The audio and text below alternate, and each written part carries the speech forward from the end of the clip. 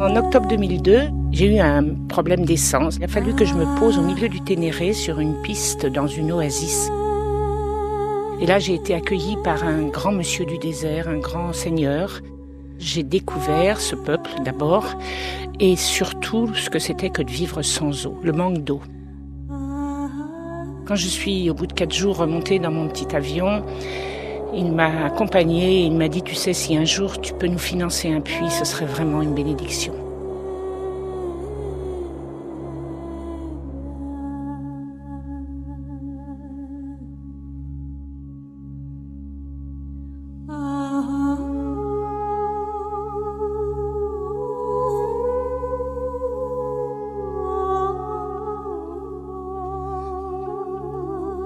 Tu vois, c'est ça mon pays.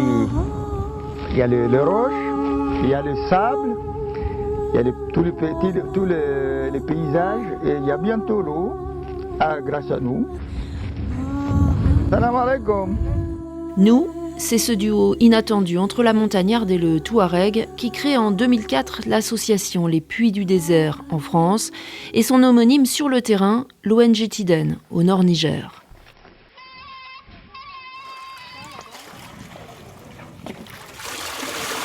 Nous, si tu veux, l'objectif, c'est de faire maximum de puits dans les zones où il y a des pâturages avec les nomades. Dans la vie nomade, il y a quelque chose qui est très important pour eux, c'est surtout la liberté de circulation. Il y a que quand il y a de l'eau et des pâturages qu'on peut avoir ça, quoi. Parce qu'on reste toujours dans la demande de la population. L'idée, c'est rapprocher l'eau des familles.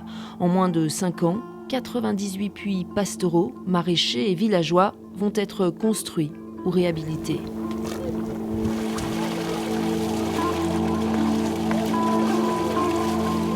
Je suis très content de ça, vraiment. Avant aussi, il n'y a rien qui existe ici. Acquis des nomades. Ça a tout changé. Ça a tout changé, ouais. Changer la vie de ces enfants aussi, libérés de la corvée d'eau. Ils vont vivre une nouvelle aventure, celle de l'éducation. À l'école Lago, l'association finance la scolarité d'une trentaine d'enfants. Récitation, maman, voici ma... Rissa, Nouridine ou Leïla prennent goût aux récitations. Ibrahim va faire partie de la centaine d'élèves parrainés depuis 10 ans. Il va jouer les pionniers et suivre des études supérieures en Europe. Plus on creuse le puits, plus il y a de l'eau, plus les jeunes ont une chance d'aller à l'école parce qu'ils vont plus au puits, les distances sont raccourcies aussi, ils ont le temps d'étudier les savoirs. Je vais mettre toutes les chances de mon côté pour retourner avec un bon bagage intellectuel afin de rendre service à ma communauté, à mon pays aussi. Des fois, je me dis que je suis un enfant de la brousse parce qu'il y a beaucoup de choses que je ne connais pas et ça a été difficile. Mais ça va, je commence à m'habituer. Je commence à courir aussi maintenant comme vous. Et pendant ce temps, à Agadez, la montée de l'islamisme et la rébellion font fuir les touristes. Chômage, famine, sécheresse, la situation est urgente et préoccupante. Alors très vite, le duo Montagnareg va renforcer son réseau de partenaires en Europe. Et l'homme bleu du désert va se confronter au pays de l'or blanc. Changement de décor, changement de climat, changement de tout. Ça fait penser beaucoup de choses. Hein. Tu vois, l'eau, elle vient comme ça gratuitement. Et en plus, on voit que ça vient de là-haut. Tandis que nous, il faut creuser pour l'avoir en dessous. Je me dis qu'on n'est pas loin du paradis, là.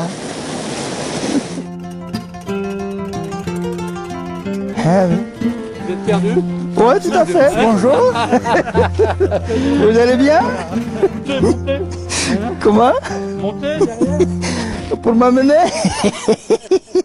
Taxi-neige à taxi-brousse. Mohamed et Christelle vont relever les défis sécuritaires et climatiques pour continuer à apporter le soutien nécessaire aux populations. Nous sommes dans les jardins de Mardane. C'est ici que l'Agence française de développement et l'association ont financé et accompagné dans leur réinsertion 150 ex-combattants et leurs familles. Et les femmes vont créer leur coopérative de séchage de légumes, du puits à l'autonomie. C'est toute une société qui est en train de se transformer. Les femmes s'organisent. Grâce à l'association, elles gagnent leur autonomie financière, création de boutiques, formation à la couture alphabétisation. Maintenant, on a le courage, on va avancer. Avant, on est assis. Maintenant, on est en debout. Très reconnaissantes, elles ont nommé en 2018 Christelle Pernet Tambara, porte-parole des femmes au Nord-Niger. Tambara, c'est une haute distinction remise par son Altesse, l'honorable sultan de l'Aïr.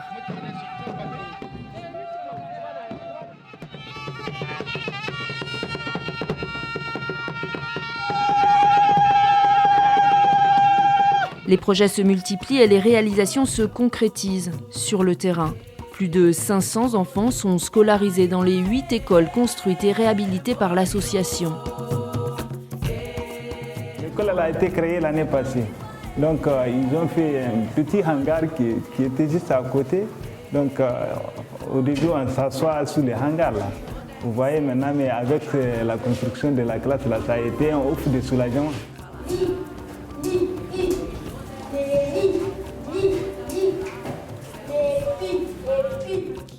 En 2022, l'association est invitée par le Forum mondial de l'eau à Dakar. Là, on est au cœur du sujet de la paix et de la stabilité et du développement. On comprend tous qu'on va vers un monde qui risque d'être instable. La réussite, elle tient, comme toujours, à une question d'hommes et de femmes qui s'engagent dans la durée et qui travaillent ensemble. Les deux ONG, Tiden et Puits des Déserts, elles font ça depuis 15-20 ans dans l'action. Et avec une réussite exemplaire, et exemplaire de ce qu'il faudrait faire à très grande échelle. En 18 ans, ces deux associations peuvent être fières de leur réalisation. Plus de 100 000 personnes bénéficient de leur action et de leurs équipes. Ibrahim, l'ex-étudiant parrainé, a tenu ses promesses. De retour à Gadès, il a rejoint l'ONG Tiden, est devenu directeur et élu vice-président de la région. 320 puits sont en activité grâce aux nombreux mécènes, le Rotary Club d'Annecy, partenaire historique, mais aussi tous les précieux partenaires fidèles depuis 18 ans. On a toujours une histoire d'amitié entre les gens avant de s'engager dans ce truc-là, parce qu'il faut de confiance aussi, il faut vraiment la confiance. Et il faut se dire aussi qu'on ne travaille pas dans les conditions faciles. C'est un peu compliqué, c'est vraiment des gens qui ont confiance en nous et j'espère que ça va continuer à être là. L'objectif de ce qu'on fait aujourd'hui, comme on a beaucoup de demandes, c'est d'arriver à continuer. Yelele, yelele.